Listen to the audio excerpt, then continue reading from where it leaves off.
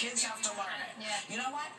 Here's something interesting. There's a growing protest against Mike Tyson's upcoming appearance on Law & Order SVU. Critics are saying that since the show often features storylines about sex crimes, they shouldn't cast a man who was convicted of a real-life sex crime, even if he did serve his time. Wow. Well, it's not like it's a 700 club. It is SVU. I mean, everybody in the world's been on SVU.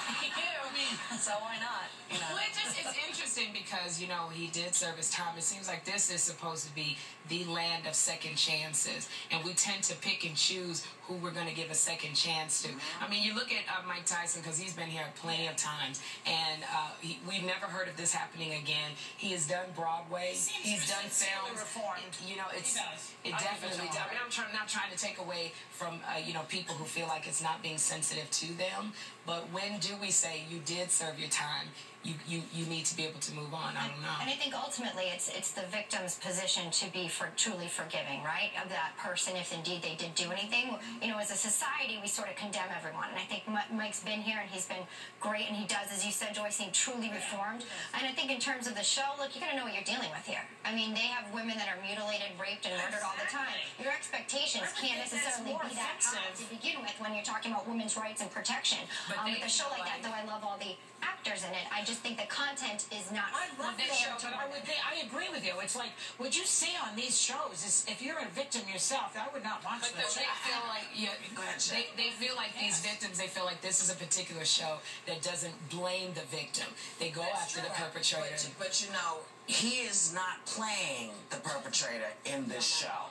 You know, he is acting in the show. And if you are watching a show like this, you have seen a lot of people whose backgrounds you don't know anything about. Yeah. You don't know what all these other actors have done or what's in anybody's heart.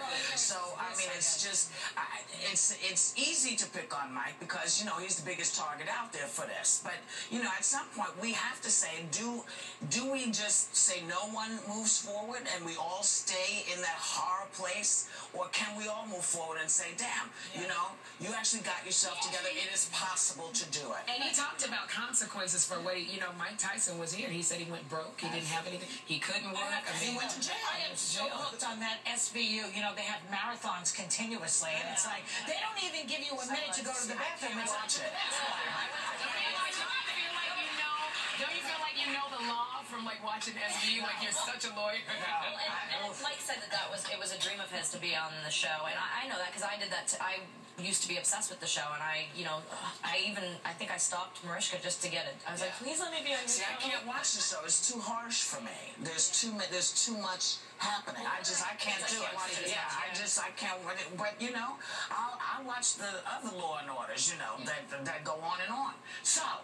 We're going to go, and we're going to come back, because we got more hot topics, that's why.